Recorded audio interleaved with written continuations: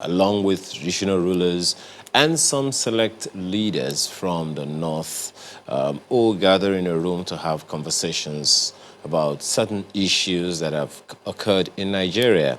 And then, of course, naturally, a number of other state governors came together. And then this one, the Southwest governors, traditional rulers, and some leaders, including the chief of staff to the president, gather in one room in Lagos to have conversations about that. And that's why we're hoping that already the governor of Ondo State, who is the chairman of the Southwest Governors Forum, is due to join us this morning. A number of things that they have said. They talked about NSAR's security architecture, review of the 2014 CONFAB, some wide-ranging recommendations that they have also made. While we wait for the governor, Mr. Paul Ananaba joins us this morning, a senior advocate of Nigeria. Thanks for joining us today. Thank you. Did you see this leaders, Southwest leaders meeting coming up? Yes. This is not the first time you hear about traditional rulers, not just traditional rulers,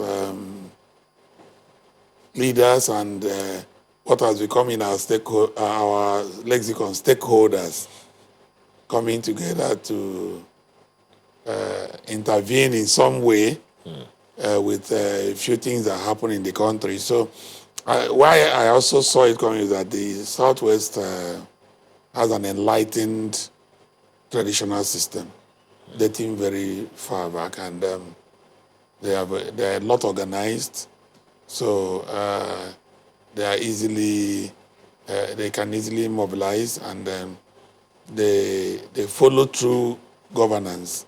So that's why you could see that it doesn't take time for them to respond and join on issues that affect them and then the country.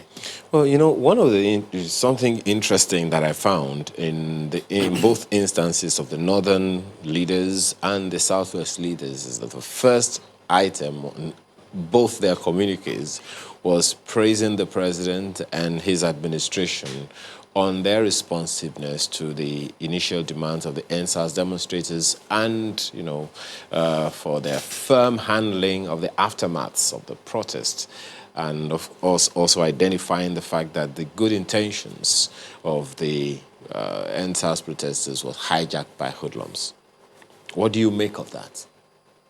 Well, that's naturally how letters, if you are used to writing letters, we used to write a lot of letters in those days, in the 70s, when I was in secondary school. In fact, there was small pamphlets you just have to buy as a young growing person. It teaches you how to write. Many times there's either love letters or letters to your parents. So the letters will always begin with phrases. So if you have read a letter of a secondary school student, then you start with phrases, you are happy, and by the belly, towards the end, the man is no longer as happy as he started the letter. So it's not out of place to have seen that both traditional teams or groups will start with praising the president. And of course, the president did well and with the initial response to say, change that part of policing and SARS should be rejected immediately. And that also helped in sustaining sanity in the protest at the beginning. And like you said, before it was hijacked, how it was hijacked, who hijacked, and all that are all being investigated by panels and the commissions now. So we will wait to see how that happened. But the initial response of non-use of excessive force, in certain instances you saw police officers, military persons, security persons, even address the protesters. Some government officials will even almost join them. That other parts of the world were wondering, could Nigeria develop this level of maturity in handling situations? And then suddenly there were destructions and all that. So good that they acknowledge that. And it is very wrong for anyone to feign ignorance or refuse to recognize where government does well. Okay. All right. Also, where government doesn't do well, you should be able to say that, not in a manner to destroy governance, but in a manner to progress society. I'd like to ask you about that one, whether or not you think government has indeed done well. Well, Mr. Ananaba, Paul Ananaba is still with us. You just chuckled. I noticed. Anything in particular in all of this that interests you? Well, no, I mean, it's not as if there was anything, but the executive governor of Ondo State, Rotimi Akeredolu, and is a person known to me, and he could answer the he could answer the questions because the former president of the bar, so he understands the issues and he can discuss them.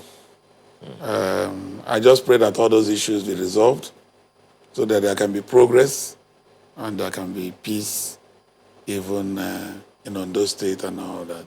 But one of the issues that was raised is that of a review of the 2014 CONFAB along with other national conferences of the same ilk. Seem to be going round and round on that same issue, wouldn't you say? Yeah, we've had many constituent assemblies, constitutional conference, meetings, summits, and all that. I think it will in my opinion, I think it is good to harmonize all the conferences for whatever it is worth, to have a current position, because society is dynamic, and as we practice our democracy, we learn lessons, we meet together. You know, you have better approaches and better methods. So I think I support a going back to what we have done before. That's why history is learned. We go back. What did the last Constitutional Assembly or Constitutional Conference look at? What did they decide? Why? What has changed? But even that has happened in recent time. I think within the past 4 or 5 years or thereabout, the El Rufai committee that was supposed to prepare a white paper to look at some of these issues in the 2014 CONFAB, along with others. You know, what has come out of that? Why is it taking so long? Well, I mean, that we are talking about what to do with that. Yeah. We are not discussing about the political will to implement or to agree with whatever the findings will be. The political will is what you do when you vote. It's the political will you find in political manifestos. You know, our politics and our parties are not based on, that manifesto based. Most of the manifestos you see are vehicles to win election, not that the parties are going to do exactly what they have said. Across the party lines, we don't have principal parties, we don't have principle-based parties. You know, you can't say this is a social democrat or this is a Republican. You can't say so in Nigeria. That is why a politician can move from party A to B to C to D to E. Just so you could see in some elections, within 2 months, a politician would have gone 2, 3, 4, 5 political parties. I mean, a lot of points were raised in that communique. I mean, this is just one of it, some others. And this meeting was called after that NSAS protest, the aftermath, you know, the demands, the destruction which we saw also. And looking at those resolutions, the items on the communique, which one would you say should be priority right now? If we were to pick them and say, this should be first, then we can look at this one. How would you rate them? Well, we shouldn't be divorced from what the initial NSAS protest was about. That endeared it to virtually every Nigerian. Even the president commended them, governors commended them, which is the security system. security was going. Without security, you won't be in this studio. There must be security. The value of life has gone so low in the country. You know, there was so much, to the point that why people began to be so worried that even the police became more brutal. So I think the security issues we looked at. We move from security to employment and the economy. Fix those. When we are fixed that, we'll look at those who are going against what we are fixing. That is the anti-corruption, anti-crime. Anti-crime alone, when there is no employment, when there is no security, may not achieve the result. But that component of finding a constitutional role for traditional rulers, I mean, prior to this time, it's been quite tricky. What do you see happening? How do you think we should go about this? I don't think that the role of traditional rulers is as important as these earlier issues of security, economy, employment, infrastructure. What the traditional rulers are saying, I understand it, and it's quite in order. We are the people with the local, the people at the grassroots. We relate with them. We know them. Governance based on theory and political theories, National Assembly is good. Listen to us too. We see these people. We are with them. We live with them, and we can also add value to the process. You remember we used to have the House of Chiefs. In many countries, Botswana, Ghana, and other, you have the Chiefs Act. They are not formalized, but there are some bits of roles at the local government level, at the state, and part of the federal. Maybe we should up it a bit. Get a little bit formalized. Traditional rulers, these are your roles. For example, you cannot do community policing without the traditional rulers. I also believe that we are getting to a situation where we should be looking at state police very seriously. And then, centrally, there should be some form of restructuring. That issue of restructuring, we keep going away from it. It is still important. Okay. And why is it important? Is that we need to look at our framework. Okay. If this building, the design of this building is defective, you will be repairing this part, that part, until it will look like a vehicle that was bought in the 60s. The original parts are all gone.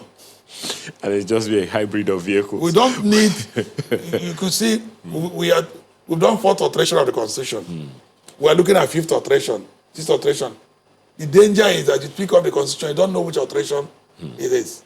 Well, so we may need a restructuring, a formal constitutional, fresh constitution. Okay, all right. And then we'll move forward. Well, we'll have to thank you very much this morning for your time as well. Paul Ananaba, Senior Advocate of Nigeria, thank you so much for your time. Thank you. Well, there are so many issues that have been, that you have also reacted to here.